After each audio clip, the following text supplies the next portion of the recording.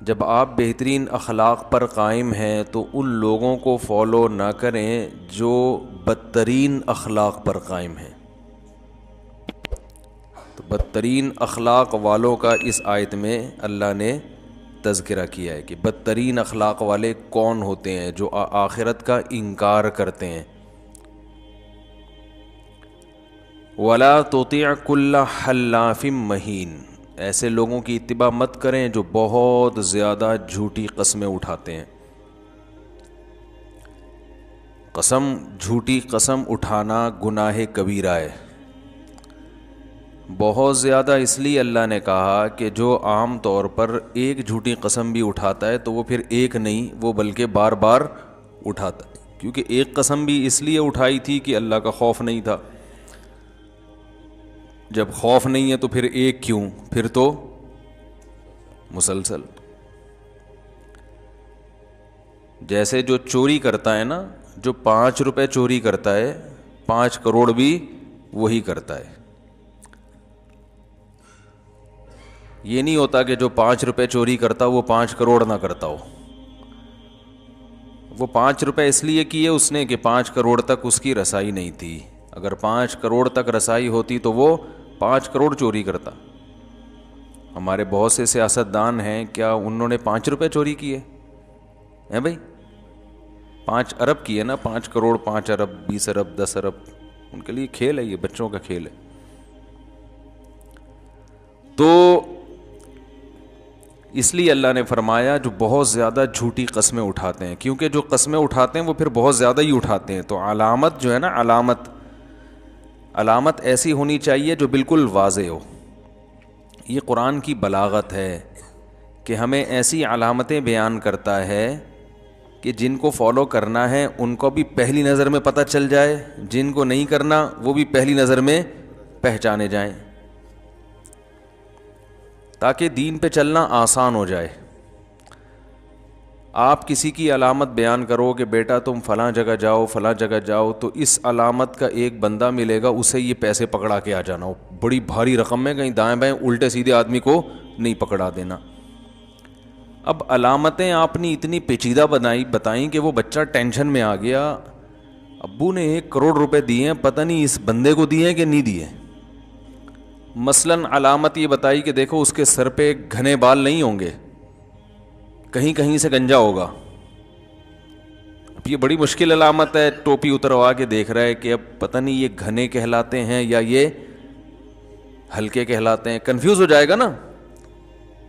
یہ علامت یہ بیان کی جائے گی بالکل کیا ہوگا. اگر ایسی ٹرینڈ ہے کہ ایک بال بھی نہیں ہے تو پھر علامت ہوگی کہ بیٹا بالکل چمکتا ہوا چاند، اور فلاں کلر کے کپڑے. پہلے یہ بتائے گا کہ پینٹ شرٹ میں ہے یا شلوار قمیض میں، یہ فوراً پتہ چلتا ہے. شلوار قمیض والے بھی بہت سارے گنجے گھوم رہے ہوتے ہیں، تو شلوار قمیض کا کلر بتائے گا، ایج بتائے گا، بھائی دیکھو بچہ نہیں ہے اتنی عمر کا ہوگا. تو ایسی واضح کہ دیکھتے ہی پتہ چل جائے. یہ سمجھ رہے ہیں نا؟ تو اللہ تعالیٰ بھی جب برے لوگوں کی علامتیں بیان کرتے ہیں نا کہ ان کو فالو نہیں کرنا، تو کھل کے بالکل واضح. اللہ نے یہ نہیں کہا کہ ایسے لوگوں کے پیچھے مت چلو جو جھوٹی قسم اٹھاتے ہیں. تو وہ پہچاننا مشکل ہے کہ کبھی کبھار کون جھوٹی قسم اٹھاتا ہے کون نہیں اٹھاتا. تو جو ایک تو جھوٹ اصل میں کیریکٹر جو ہے نا، انسان کا جو کیریکٹر ہے اس کا یاد رکھو 2 چیزوں سے پتہ چلتا ہے، جھوٹ سے اور مالی معاملات میں لین دین سے. اس سے کیریکٹر کا پتہ چلتا ہے. بہت اہم پوائنٹ کی بات بتا رہا ہوں، اللہ کرے کسی طرح اتر جائے میرے بھی اور آپ کے بھی دماغ میں. جو میں کہتا ہوں مجھے تو خود بھی ضرورت ہے نا اس کی. دیندار لوگوں میں اس چیز کو زیادہ فوکس نہیں کیا جا رہا، ان 2 چیزوں کو. ان کی میں دلیل بھی قرآن سے دوں گا، قرآن و حدیث سے، کہ اللہ کی نظر میں کیریکٹر جو ہے نا اس کا پتہ پہلے 2 چیزوں سے چلتا ہے، باقی چیزیں بعد میں. پھر آپ اس قابل ہوتے ہیں کہ لوگ آپ کو فالو کریں. اپنی عبادت دکھا کے لوگوں کو آپ فالو نہیں کروا سکتے. نا نا وہ بات کی چیز ہے. عبادت تو غیر مسلم بھی بہت زیادہ کرتے ہیں. دو چیزیں ہیں, ایک مالی لین دین میں کھڑا ہو, دوسرا جھوٹ نہ بولتا ہو. سمجھ رہے؟ مالی لین دین میں کھڑا, دوسرا جھوٹ نہ بولتا ہو. یہ دو چیزیں قرآن سے بھی ثابت, حدیث سے بھی ثابت. حدیث میں عملی حدیث اور قولی حدیث, جس کو فعلی حدیث. حدیث کی دو قسمیں ہیں نا, ایک تو یہ نبی نے کچھ کہا وہ حدیث بن گیا, ایک یہ کہ نبی نے کچھ کیا تو وہ بھی کیا بن گیا, حدیث. رسول اللہ صلی اللہ علیہ وسلم نے جب یہ دعویٰ کیا کہ میں اللہ کا سچا نبی ہوں تو قوم کے سامنے اپنے آپ کو پیش کیا. مشہور واقعہ ہے نا, پہلی دفعہ جمع کیا لوگوں کو اور فرمایا کہ لوگوں میں اگر تم سے کہوں کہ اس پہاڑ کے پیچھے ایک لشکر آ رہا ہے حملہ کرنے کے لیے تو مان لو گے؟ ضرور. کیوں مان لو گے بھائی؟ تو کیا یہ دلیل دی کہ اس لیے مانو گے کہ میں غار حرا میں نے کئی سال عبادت کی ہے, تم نے مجھے دیکھا ہے؟ یہ دلیل دی؟ غار حرا میں کئی سال میں نے عبادت کی ہے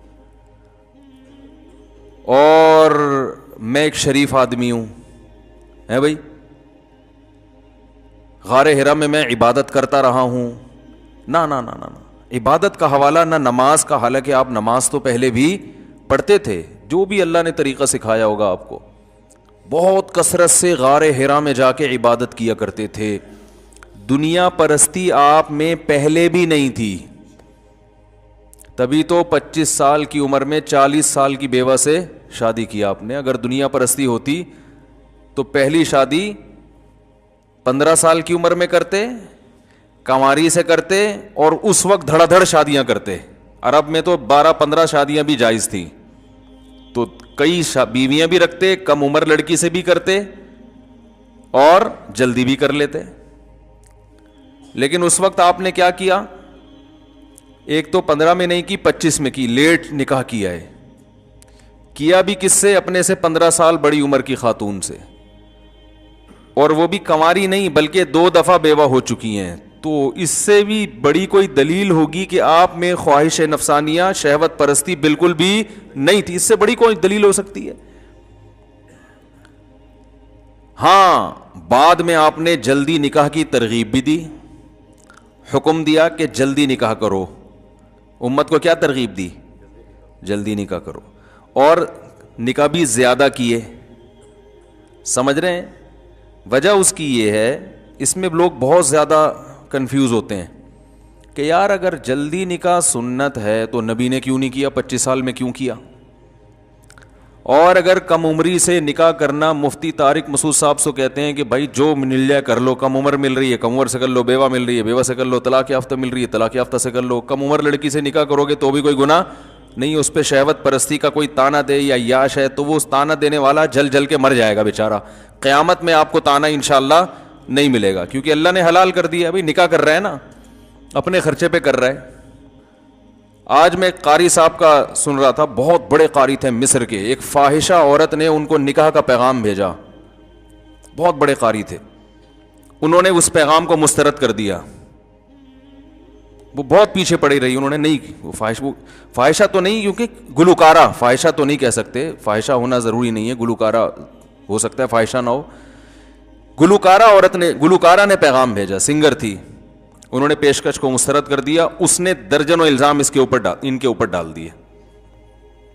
سمجھ رہے ہیں نا, یہ عورتوں کی حربہ ہوتا ہے. کسی بھی وقت کسی مرد کو 2 منٹ میں اس کی عزت کو خاک میں ملا سکتی ہیں. یہ ان عورتوں کو اللہ نے یہ صلاحیت دی ہے. آپ کے پاس جب تک ثبوت نہ ہو, باتیں کر کے, بڑے بڑے علماء کو ہم نے دیکھا ہے ذلیل ہوتے ہوئے, یعنی رسوا ہوتے ہوئے. قرآن میں جب اللہ نے رسول اللہ صلی اللہ علیہ وسلم کو حکم دیا کہ خواتین سے بیعت کریں, تو اس بیعت میں یہ الفاظ بڑھائے گئے, لا یاتین ببہتان, کسی مرد پہ جھوٹا الزام نہیں لگاؤ گی. اب عجیب بات ہے, مردوں سے جب آپ بیعت ہوتے تھے تو یہ بیت میں یہ الفاظ نہیں کہلوائے جاتے تھے کہ کسی عورت پہ جھوٹا الزام نہیں لگاؤ گے. مرد نہیں لگاتے عام طور پہ. مردوں سے جب آپ نے بیت ہوئے ہیں تو یہ کہ نماز کی پابندی اور ہر اچھی بری چیز میں اطاعت, بری سے مراد جو چیز نفس کو پسند نہ ہو. لیکن جب خواتین سے آپ بیت ہوئے ہیں, بیت کی ہے خواتین کو آپ صلی اللہ علیہ وسلم نے, تو اس میں یہ الفاظ خاص طور پر لا یاتین ببہتان یفترینہ بین ایدیہن وارجلہن, خود سے کوئی الزام گھڑ کے کسی مرد پہ نہیں لگائیں گی, یعنی فحش الزام. کیونکہ خواتین کے پاس بہترین حربہ یہ ہوتا ہے, کسی کو 2 منٹ میں ذلیل کرنا ہو نا تو وہ فوراً کیا الزام ڈال دو, کوئی فحش الزام لگا دو. اور ہمارے ہاں ہاتھوں ہاتھ ایسے الزام کو کیش کیا جاتا ہے, دبا کے لوگ کہتے کچھ چکر تو ہے. وہ میں نے قصہ سنایا تھا نا کہ ایک نابینا آدمی اونٹ پہ, وہ کہیں بیچارہ کھڑا ہوا تھا تو ایک آدمی اپنی بیوی کے ساتھ سفر کر رہا تھا اونٹ پہ بیٹھا ہوا. اس نابینا نے لفٹ مانگی کہ یار مجھے بھی وہاں پہنچا دو. اس کو ترس آیا یہ نابینا بیچارہ کیسے جائے گا. اس آدمی نے اپنے آگے اس نابینا کو بٹھا لیا, خود پیچھے اور بیگم پیچھے. اب یہ تینوں جا رہے ہیں. ایک شہر میں پہنچے سفر کرتے کرتے جہاں لوگ ان کو نہیں جانتے, تو نابینا نے شور مچانا شروع کر دیا, لوگوں اس آدمی نے میری بیوی پہ قبضہ کر کے اسے پیچھے بٹھا لیا ہے اور مجھے آگے بٹھا لیا, تو میں تو نابینا ہوں, لڑ نہیں سکتا, میرے نابینا ہونے کا یہ کمبخت ناجائز فائدہ اٹھا رہا ہے. اور وہ بھائی لوگ تو ایک دم حرکت میں آ گئے, ہوئے یہ کیا کر رہا ہے تو. اس نے کہا اللہ کی قسم میری بیوی ہے, اس سے پوچھ لو. اس زمانے میں کوئی نادرا کے کوئی سرٹیفکیٹ تو ہوتے نہیں تھے, تو اس نے بیوی سے پوچھا تو بیوی نے کہا کہ میں واقعی اس کی بیوی ہوں.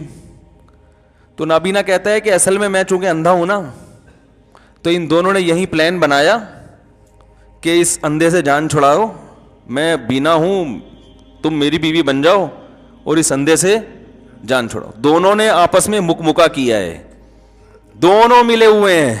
صحیح ہے نا. اب پبلک میں ایک جھگڑا کھڑا ہو گیا, کوئی کہہ رہا ہے یہ صحیح کہہ رہا ہے, کوئی کہہ رہا ہے یہ جھوٹ کہہ رہا ہے, کوئی کہہ رہا ہے یہ تو نابینا جو ہے نا کہہ رہا ہے بیوی ملے نہ ملے چکر میں تو ڈال دیا, عورت ملے نہ ملے چکر میں تو ڈال دیا. تو یاد رکھو یہ جو الزامات لگتے ہیں نا, الزامات لگانے والوں کا مقصد یہ ہوتا ہے کہ الزام ثابت ہو یا نہ ہو, چکر میں لوگوں کو ڈال دیا. تو یہ جو رسول اللہ صلی اللہ علیہ وسلم نے دیر سے نکاح کیا اور بیوہ سے کی, تو اس پر ایک اشکال ہوتا ہے میرے فلسفے پر, وہ میں کر کے پھر آگے چلتا ہوں. وہ اشکال یہی ہوتا ہے کہ ہم تو یہ کہتے ہیں بھائی طلاق یافتہ سے بھی کرو, بیوہ سے بھی کرو, کنواری سے بھی کر سکتے ہو, کوئی اس میں وہ نہیں ہے, 15 سال کی سے کر لو, 16 سال کی سے کر لو, کوئی راضی ہے, اس کے ابا بھی راضی, اماں بھی راضی, تو کسی پڑوسی کے پیٹ میں مروڑ کیوں ہو رہا ہے. ٹھیک ہے نا. یہ کہ وہ بیچاری اتنی کم عمر ہے اس سے شادی کر کے ظلم کر رہے ہو, تو یہ ظلم کر کے تو کر رہے ہیں, جس پہ کر رہے ہیں اس کو تو ظلم محسوس نہیں ہو رہا, نہ اس کے ابا کو ہو رہا ہے نہ اماں کو ہو رہا ہے, پڑوسیوں کو پتہ نہیں کیوں تکلیف ہو رہی ہے. بھائی جس پہ ہو رہا ہے ظلم وہ چیخے نا, ٹھیک, وہ نہ کرے, اس کو شریعت نے تھوڑی کہا کہ کرو. اگر وہ لڑکی بھی راضی ہے, اس کے ابا بھی راضی ہیں, اس کی اماں بھی راضی ہیں, خرچہ بھی آدمی کر رہا ہے, حقوق بھی پورے ادا کر رہا ہے, تو پھر اگر کوئی ایک شہوت پرستی کا تانا دیتا ہے تو اس کا مطلب وہ اللہ کو معاذ اللہ الزام کس پہ لگا رہا ہے, اللہ پہ, کہ اللہ نے مسلمان کو نکاح کی اجازت دے کے معاذ اللہ شہوت پرستی کا دروازہ کھول دیا ہے. یہ تو اللہ نے اجازت دی ہے. تو جب اللہ نے اجازت دی ہے تو نبی نے اس اجازت پہ عمل کیوں نہیں کیا؟ اصل بات یہ بتانا چاہ رہا تھا, نبی نے کیوں 40 سال میں بیوہ عورت سے نکاح کیا. اور تو بات سمجھیں, دیکھو رسول اللہ صلی اللہ علیہ وسلم کی جو 40 سال سے پہلے کی زندگی ہے وہ نبوت سے پہلے کی ہے. اس میں آپ نے جتنے کام کیے نا وہ اپنے مزاج کے حساب سے کیے ہیں, بطور نبی کے نہیں کیے. تو مزاج آپ کا یہ تھا شروع سے ہی دنیا سے بے رغبتی. بعض لوگ بائی نیچر ایسے ہوتے ہیں نا کہ دنیا میں اور خواہشات میں زیادہ دلچسپی نہیں رکھتا. آپ گھر میں دیکھ رہے ہوتے ہیں ایک بچہ ندیدہ ہوتا ہے, ہر چیز میں گھس رہا ہے, یہ بھی دے دو وہ بھی دے دو. ایک بچہ ایسا ہوتا ہے جو ماں باپ نے دے دیا ٹھیک ہے, نہیں دیا صبر شکر کرے گا. یہ بچپن سے کوالٹیز ہوتی ہیں. ہمارے شیخ حضرت مفتی رشید احمد صاحب رحمہ اللہ تعالیٰ کے بچپن کے واقعات جن لوگوں نے دیکھے ہیں نا, انہوں نے قلم بند کیے ہیں. فرمایا کہ یہ اپنے والد کے ساتھ کبھی بازار جایا کرتے تھے, کبھی زندگی میں ایسا نہیں ہو اپنے والد سے کہو یہ دلا دیں. سمجھ رہے ہیں؟ یعنی یہ نیچر ہی نہیں تھی کہ کچھ مانگا جائے. حالانکہ بچے تو مانگتے ہیں, نہیں, جو دلا دیا ٹھیک ہے, نہیں تو نہیں. تو یہ گاڈ گفٹڈ کوالٹیز ہوتی ہے نا. تو ہمارے نبی کی نیچر, فطرت ایسی تھی کہ دنیا کی لالچ بالکل بھی نہیں. تو نکاح ایک ضرورت ہے, تو آپ نے اس کو بقدر ضرورت ہی رکھا کہ بھئی جب 40 سال کی بیوہ بیوی ہوتی ہے تو کیا ضرورت ہے کسی کنواری سے یا دوسری شادی کرنے کی ضرورت کیا ہے. لیکن جب 40 سال کے بعد آپ کو نبوت ملی اور پھر ہجرت خاص طور پر جب آپ نے کی ہے نا, تو اسلام کے تفصیلی احکام نازل ہوئے. قرآن میں آتا ہے وَوَجَدَكَ ضَالًّا فَهَدَىٰ, اے نبی ہم نے آپ کو شریعت سے بے خبر پایا, باخبر کر دیا. یہ پہلے آپ شریعت سے بے خبر تھے, اسلام کی جو تفصیلی احکام ہیں ان کی خبر آپ کو نہیں تھی. آپ عرب کے کلچر کو فالو کر رہے تھے بہت سی چیزوں میں.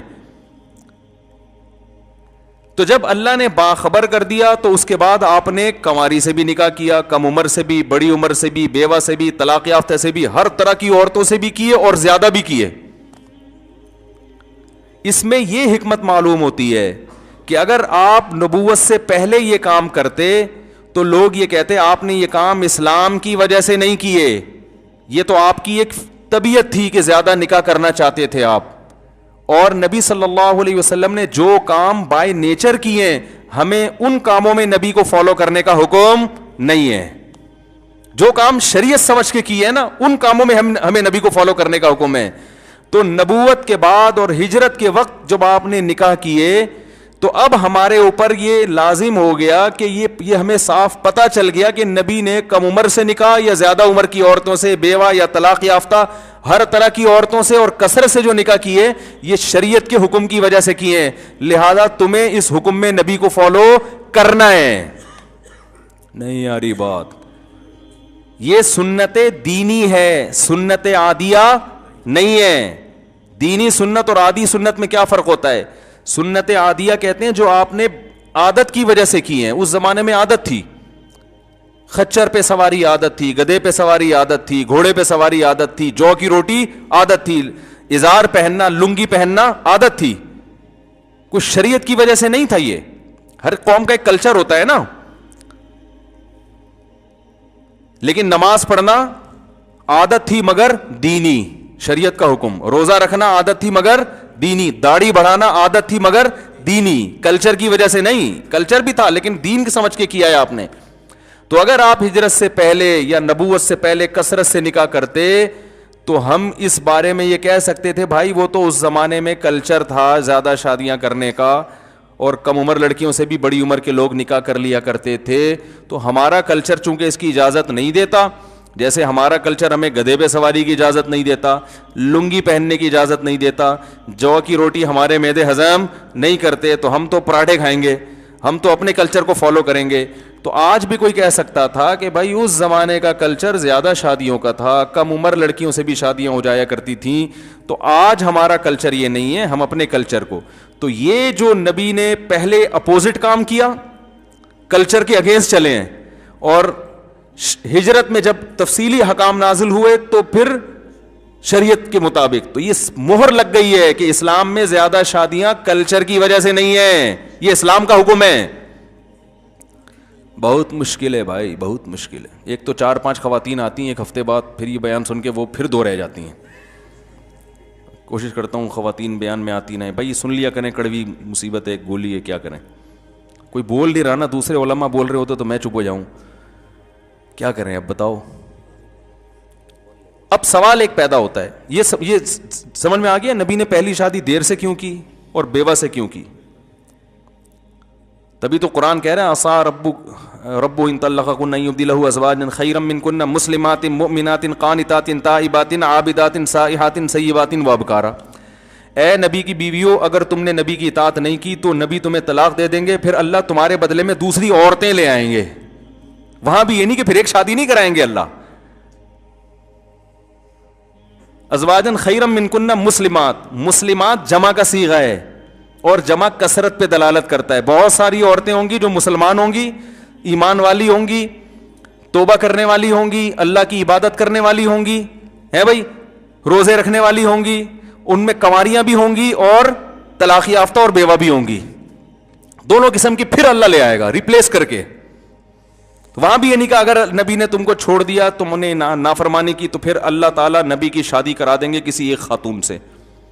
نا نا نا نا, پھر اسی طرح اللہ تعالیٰ تمہارے بدلے اتنی ہی تعداد میں اور دوسری عورتوں کو لے آئے گا. تو یہ پتہ چلا یہ تو شریعت کا حکم ہے. اللہ نے اب نبی کی کم بیویوں پہ اللہ راضی نہیں ہے. سلمان کو 4 سے زیادہ کی پابندی لگائی ہے. اس کی بہت ساری حکمتوں میں ایک حکمت یہ بھی ہے کہ اگر 4 سے زیادہ کی اجازت ہو جائے نا تو عورتیں اتنی پیدا نہیں ہوتی ہیں. نتیجہ ہی نکلے گا مالدار لوگ کروڑ پتی لوگ 20 رکھ لیں گے, غریب آدمی کو مارکیٹ میں ایک بھی نہیں ملے گی. سارے جو ہے نا عورتیں تو زیادہ دولت کو دیکھتی ہیں نا, تو بڑے بڑے مالدار لوگ ایک ایک بنگلہ لے کے دے دیں گے. وہ بعض غریب عورتیں وہ کسی مالدار کی 20ویں بیوی بننے کے لیے بھی تیار ہو جائیں گی. وہ کہیں گی اتنا پیسہ ہے, چلو 20ویں دن باری آئے گی لیکن پیسہ تو روزانہ آئے گا نا اتنا. تو جو بڑے بڑے ہیں نا اربوں ڈالر جن کے پاس ہیں, تو غریب کو ایک بھی نہیں. تو اللہ نے کہا 4 پیدا 4 بھی نہیں ہوتی ہیں, لیکن 4 میں ایک بیلنس رہے گا کہ چند لوگ ہی ہیں جو 4 کر پائیں گے, جو بہت مالدار ہوں گے, اور کچھ 2 کر لیں گے, زیادہ تر 1 کریں گے, کچھ کنوارے گھومیں گے. کیونکہ عورتیں اتنی تھوڑی پیدا ہوتی ہیں. جو کنوارے گھومیں گے وہ کیوں گھومیں گے؟ وہ ہوں گے جن کو کوئی خاتون لفٹ کرانے کے لیے تیار نہیں ہوگی. یہ لوگ کہتے ہیں نا عورتوں اور مردوں کا ریشو تو برابر ہے, تو بھائی برابر تو ہے, لیکن فطرت یہ چاہتی ہے کہ بہت سے مردوں کو بیوی ملے ہی نہیں. حقیقت ہے یہ, اس لیے اللہ نے بیلنس برابر رکھ کے مردوں کو زیادہ شادیوں کا حکم دے دیا تاکہ بہت سے مردوں کو بیوی نہیں ملے. ان کا کیا قصور ہے؟ ان کا قصور یہ سٹے لگاتے ہیں, یہ شراب پیتے ہیں, یہ پائپ کے اندر بیٹھے رہتے ہیں, سارا دن سنوکر کھیلتے رہتے ہیں. یہ تو مردوں میں یہ بدماشیوں کا ریشو عورتوں سے زیادہ ہے. ان مردوں کی اللہ شادی چاہتا ہی نہیں ہے. نہیں یار یہ بات میرا خیال ہے. جو اللہ کو پتا تھا نا مرد اور عورتیں برابر تو ہوں گی, لیکن بہت سے مرد بے روزگار ہوں گے. عورت کے لیے بے روزگار ہونا کوئی عیب نہیں ہے. بہت سے مرد نشے کے عادی ہوں گے, بہت سے مرد چور ہوں گے, ڈاکو ہوں گے. تو اللہ چاہتے ہیں کہ جب معاشرے میں پتہ چل جائے گا کسی خاتون کو کہ یہ چور ہے, تو نہیں کرے گی, وہ کسی کی دوسری بیوی بن جائے گی, اس کی پہلی بننے کے لیے تیار نہیں ہوگی. تو اس میں عورت کا فائدہ ہے. سمجھ رہے ہیں کہ نہیں سمجھ رہے؟ نہیں سمجھ رہے. جیسے جاتے ہیں نا ویسے کنوارے کے کنوارے آ کے اگلے بیان میں بیٹھ جاتے ہیں. سمجھ رہے ہوتے تو کچھ تو فرق پڑتا. باقی دوسری شادی کی شرائط بھی ہیں, وہ تو میں بیان کرتا ہی رہتا ہوں. عدل ہے, حقوق ہیں. جو حقوق ادا نہیں کرتا وہ شہوت پرست ہے. تو جو بھی مجھ پہ الزام لگائے نا لوگ, بہت زیادہ یہ وائرل ہو رہی ہیں چیزیں اس قسم کی, اب یہ تو شادیاں کرتا ہے, اب یہ تو یہ کرتا ہے. میں افسوس ہوتا ہے جب صحیح اہل حق, کسی عالم جو اہل حق ہوں, ان کی طرف سے ایسی بات سنتا ہوں تو پھر بہت غصہ آتا ہے. تو جس نے ہے بیٹھ کے بات کرے بھائی. کوئی بھی اٹھ کے کسی پہ کچھ بھی لگا دے الزام, تو گورنمنٹ کی طرف کوئی پابندی تھوڑی ہے. بولتے رہو بیٹھ کے, آؤ بیٹھو ہمارے سامنے بیٹھو, کچھ نہیں کہیں گے, ثبوت پیش کرو, ٹھیک ہے نا. نہیں تو پھر ہم جو باتیں کریں گے پھر وہ بھی دوسری بات بھی سنو, پھر رائے قائم کرو. تو یہ بات یاد رکھو, اس زمانے میں زنا کرنے والے پر تہمتیں نہیں لگتی. شادی جو کرے گا نا, خدا کی قسم اس کو معاشرہ بھی ذلیل کرے گا, اس کے عیب تلاش کرے گا, اور بہت افسوس کے ساتھ کہنا پڑتا ہے بعض, سب نہیں, بہت سے علماء بھی اس کے پیچھے پڑ جاتے ہیں افسوس کے بعد. ابے یہ یوں ہے, ابے یہ یوں ہے, ابے یہ یوں, کرتے رہیں گے. بھی کیا ہوا, ایک صاحب نے, میں نے بریانی منگوائی نا ہوٹل میں, کہیں جانا ہوا, وہ کہہ رہے تھے مفتی صاحب ہیں تو یہ تو سادہ چاول کھاتے ہوں گے بریانی میں نا. پتہ نہیں لوگوں نے ایک بزرگ, جن کو بزرگ سمجھتے ہیں ان کا کیا ہے, سادہ اسے سادہ سے لگا. میں نے کہا بھائی مسالہ ڈال اس میں, چٹپٹا کر اس کو. میں نے کہا ہم ہندوستانی لوگ ہیں, ہم چٹخارے دار چیزوں کے عادی ہیں. میں نے کہا اس کو ذرا لا لشپش قسم کا چٹخارے دار بنا اس کو. اور میں نے کہا تیری دیگ میں جتنی ہری مرچیں ساری ڈال کے لیا. وہ پھر 1-2 لے کر آیا. میں نے کہا بھائی میں نے اردو میں کہا ہے جتنی ہری مرچیں ہیں نا دیگ میں ساری ڈال کے لیا. میں نے کہا جب تک پسینہ نہ آئے نا مزہ تھوڑی آتا ہے. باقی یہ کہ اس سے ہاضمہ خراب ہوتا ہے, ہاضمہ گیا. سمجھ رہے, ہاضمہ گیا, کھانے دو یار. ہمارا ہاضمہ الحمدللہ فی الحال خراب نہیں ہو رہا, جب ہونے لگے گا تو پھر غور کریں گے اس میں. ابھی تو کھا رہے ہیں یار.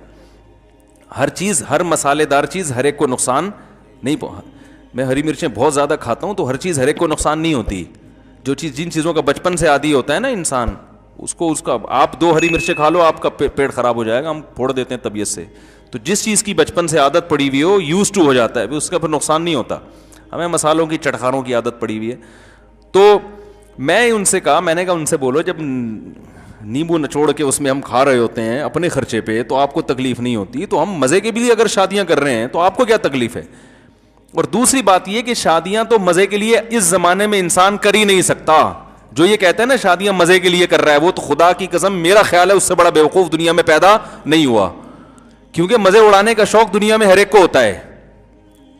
کتنے لوگ ہیں بڑے بڑے مزے کی کام کر رہے ہیں لیکن شادی نہیں کرتے, ان کو پتہ ہی یہ مزے اڑانے کی چیز نہیں ہے. کبھی آ کے ہماری لائف دیکھو, آپ کو پتہ چل جائے گا کہ کتنے مزے اڑا رہے ہیں. یہ آپ کو دیکھو نا, آپ پاگل. میرے ساتھ بعض لوگ میرے قریبی دوست ہیں, میں کہتا ہوں 24 گھنٹے میرے ساتھ رہتے ہیں, وہ کبھی کبھار نہ کہتے ہیں صاحب آپ کے ساتھ رہے, دوست ہیں چلو بھائی, تو کہتے ہیں یار آپ کے سر پہ بال کیسے قائم ہیں, کیسے ہیں.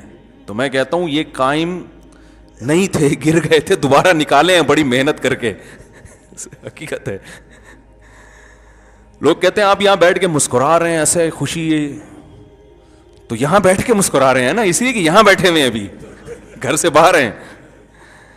تو جو یہ کہتا ہے نا کہ یہ عیاشی ہے شادیاں کرنا, تو بھائی کر لو. اگر یہ عیاشی ہوتی تو ہمارے سابق صدر سب سے پہلے کرتے. یہ عیاشی ہے ہی نہیں, یہ تو بڑا ٹینشن والا کام ہے. تبھی میں لوگوں سے کہتا ہوں جہاد کے لیے کرو شادیاں, پھر کم عمر سے کرو, بیوہ سے کرو, طلاق یافتہ آپ کی مرضی ہے. ترجیح ہم اسی کو دیتے ہیں بھائی, بیوہ سے کرو تو زیادہ اچھا ہے, طلاق یافتہ سے کرو تو زیادہ اچھا ہے, کیونکہ کنواری کا تو کہیں بھی ہو جائے گا, بیوہ سے کرو تو زیادہ اچھی بات ہے نا. یہ اچھی بات ہے, کوئی فرض واجب نہیں ہے آپ کو, اگر کنواری مل رہی ہے اس سے کر لو آپ, لیکن اپنی ذمہ داری پہ کرو. پٹو گے تو ہمارے سامنے آ کے مت رو, یہ تو پٹتے ہیں بھائی, یہ تو اس کا حصہ ہے بھائی. یہ باقی یہ کہ پہلی بیوی کو ٹارچر کرنا ٹھیک نہیں ہے, بار بار بلا وجہ کرنا کرانا ہوتا نہیں ہے, اس کو ہر بات پہ تانے دیتے ہیں, یہ بھی غلط ہے. اور کرنا ہے تو سنجیدگی کے ساتھ, پہلی زوجہ کی محبت میں کمی نہیں آنی چاہیے, اس کو محبت سے تیار کرو, سمجھاؤ. دوسری بیوی کو پہلی کے ساتھ نہیں رکھ سکتے آپ, الگ گھر لے کے دینا پڑے گا, الگ گیس بجلی کا کرایہ سب الگ. اسلام میں یہ نہیں ہے کہ دوسری کو لا کے پہلی کے تھوپ دیا جائے اس کے, وہ کوئی اس کی بہن نہیں ہے. سگی بہنیں نہیں ایک ساتھ رہتی ہیں آج کل, سوکنوں کو کہاں سے لا کے ٹھوس رہا ہے صحیح ہے نا, یہ اس پہ ظلم ہے. الگ رکھو, اس کے حقوق میں کمی نہ آئے, اس سے محبت میں کمی نہ. یہ ساری شرطوں کے ساتھ شریعت ترغیب دیتی ہے, ان شرطوں کے بغیر ترغیب نہیں دیتی. تو یہ شرطیں پوری کریں اور پھر کریں, کیونکہ عورتیں بہت بیچاری طلاق یافتہ, بیوہ, ہر طرح کی عورتیں بھری ہوئی ہیں. ہر گھر میں مسئلہ ہے یا نہیں ہے, جہاں بیٹی پیدا ہوتی ہے ٹینشن میں آ جاتے ہیں لوگ. تو خیر, اب میں اصل بات کی طرف آتا ہوں جلدی سے. اصل بات تو یہ تھی, اب میں دوسری بات کی طرف آتا ہوں لیکن بیان کے لحاظ سے اب میں اصل بات کی طرف آتا ہوں کہ دیکھو رسول اللہ صلی اللہ علیہ وسلم نے جب مشرکین مکہ کو یہ کہا کہ آپ صلی اللہ علیہ وسلم نے فرمایا کہ اگر میں یہ کہوں کہ دیکھو اب آپ اعلان کرنے والے ہیں کہ میں نبی ہوں, تو اپنے برحق ہونے کی دلیل پیش کریں گے نا. تو آپ نے یہ نہیں کہا کہ دیکھو میں دم کروں گا بیمار آدمی ٹھیک ہو جائے گا, میرے پاس ایسے تعویذ ہیں, میں یوں کروں گا میں مردوں کو زندہ کر دوں گا, میں چاند کے 2 ٹکڑے کر دوں گا. نہ نہ نہ, یہ تو بات کی چیزیں ہیں, ابھی معجزے بھی چلیں گے بعد میں, اصل یہ نہیں ہے. پھر یہ بھی نہیں کہا کہ میں غار حرا میں کتنی عبادت کرتا ہوں, دنیا سے بے رغبتی, اور میں نے تو دیکھو 25 سال میں بیوہ عورت سے شادی کی ہے, تو مجھے دنیا کی لالچ بھی نہیں. کوئی دلیل نہیں. دلیل یہ کہ میں جھوٹ نہیں بولتا, کردار پیش کیا جا رہا ہے. اور جھوٹ نہ بولنے کی دلیل پیش کی, میں اگر کہوں کہ پہاڑ کے پیچھے سے کوئی لشکر آ رہا ہے, مان لو گے؟ انہوں نے کہا مان لیں گے. تو آپ نے فرمایا کہ اتنا میری بات پہ یقین کرتے ہو, اس کا مطلب تمہیں میرے کردار پہ شبہ, کیریکٹر کے لحاظ سے میں ٹھیک ہوں.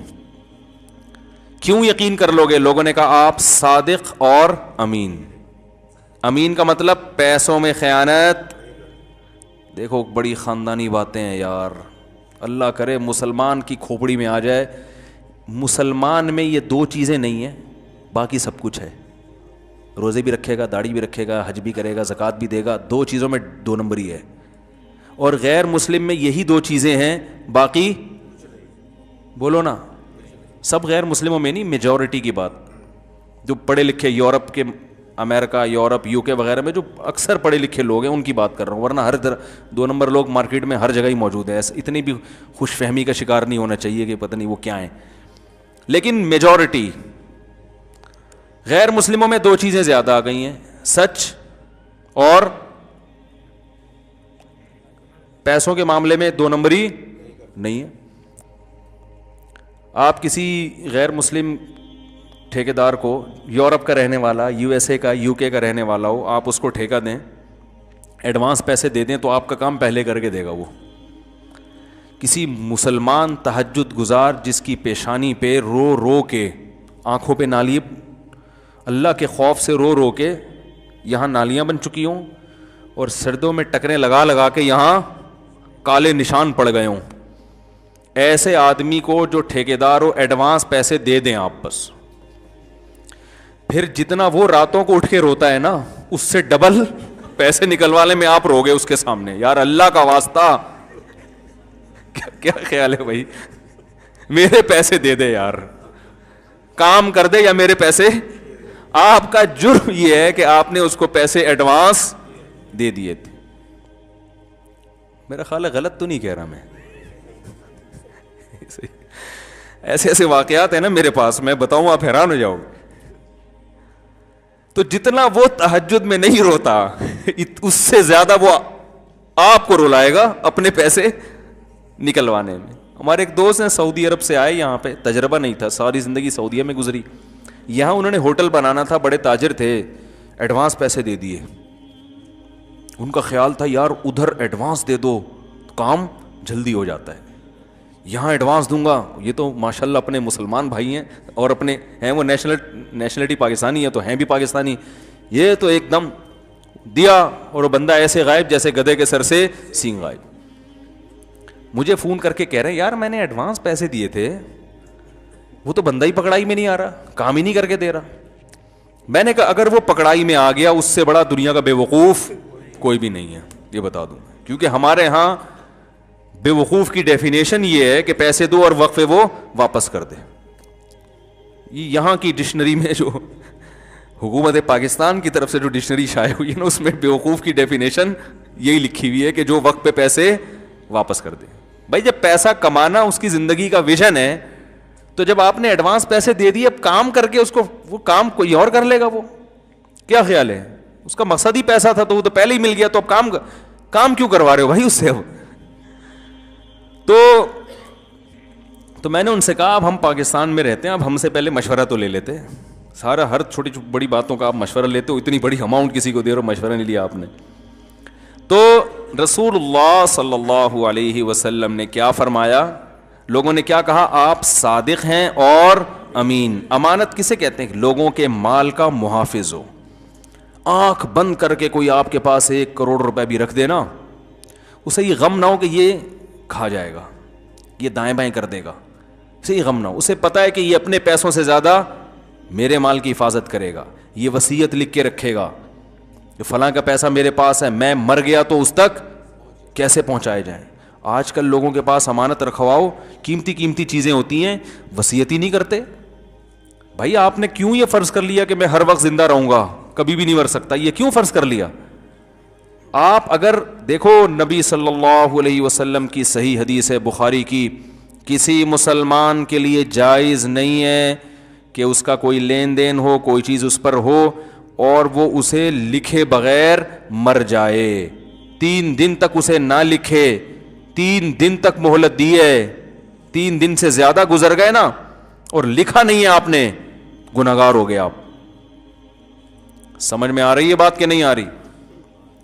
آپ دیکھو میں بہت نالائق انسان ہوں, لیکن میں ایک چیز کا اہتمام کرتا ہوں کہ ابھی میں مر گیا تو میرا جو مالی لین دین ہے وہ میرے وارثوں کو اس میں کنفیوژن تو نہیں ہوگی کہ کس کے پیسے کہاں پڑے ہوئے ہیں, کس کو کتنے پیسے دینے, یہ والی رقم کس کی ہے, اس تھیلے میں رقم کس کی ہے, بینک میں فلاں رقم کس کی ہے, کوئی کنفیوژن تو نہیں ہوگی. اس کی میں نے پہلے سے اتنی الحمدللہ تیاری کر کے رکھی, ہر وقت اپڈیٹ کرتا رہتا ہوں.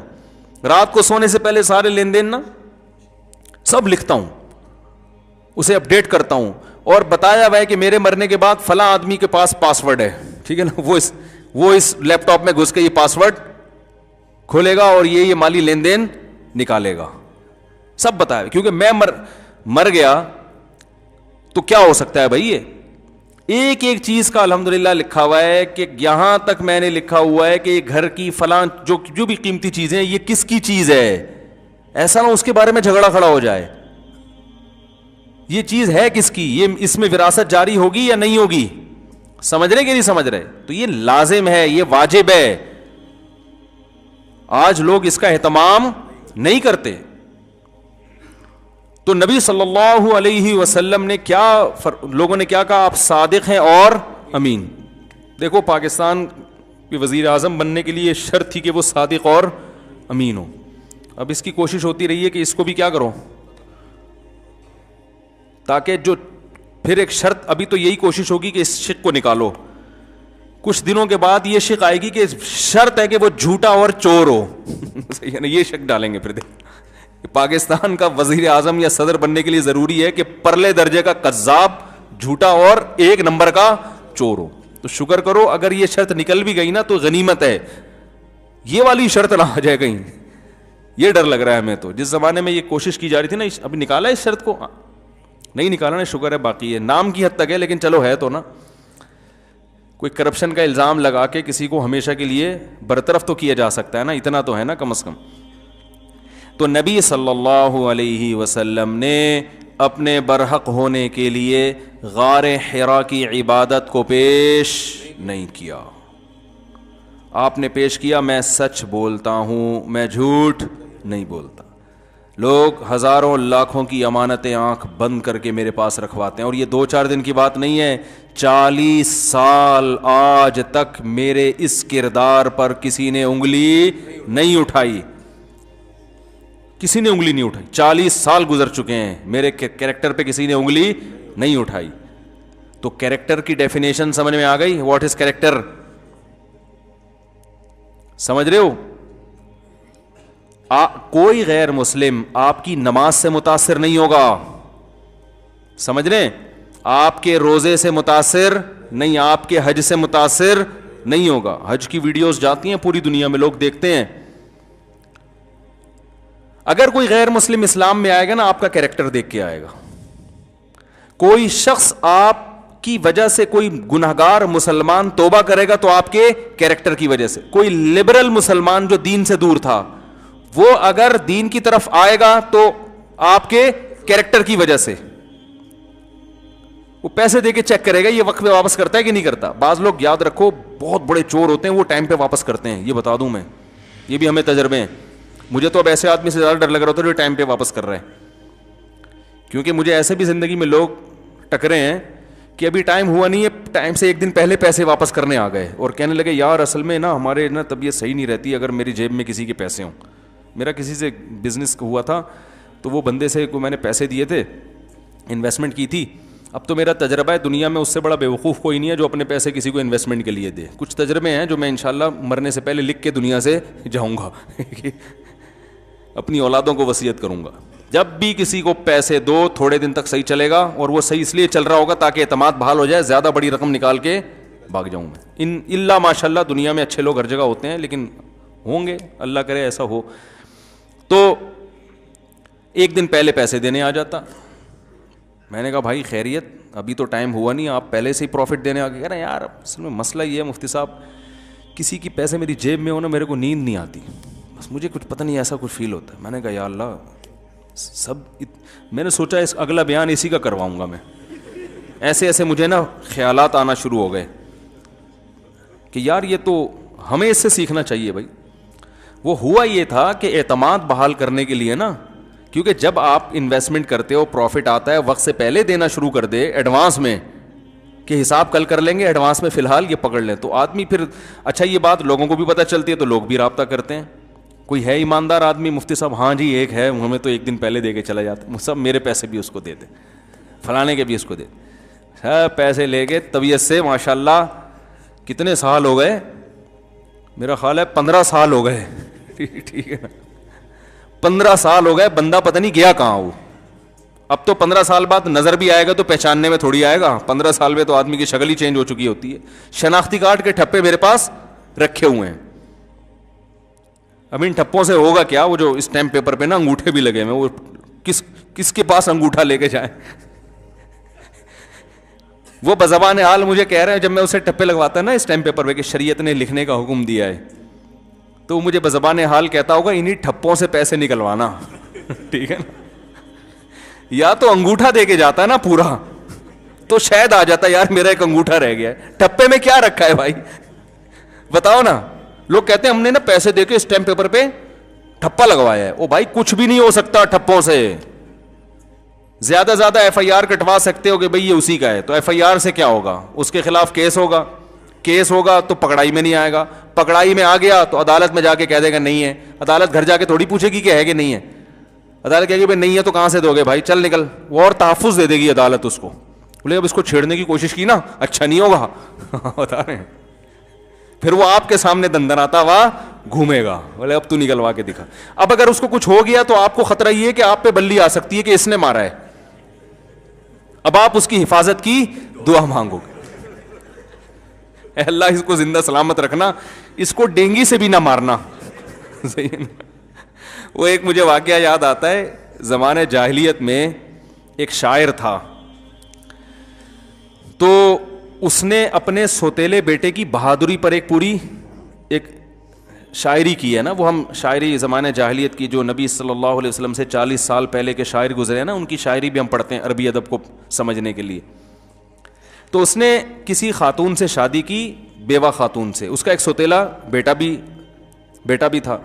بیٹے کو اپنی ماں کا شادی کرنا پسند نہیں تھا, وہ سوتیلے باپ سے نفرت کرتا تھا.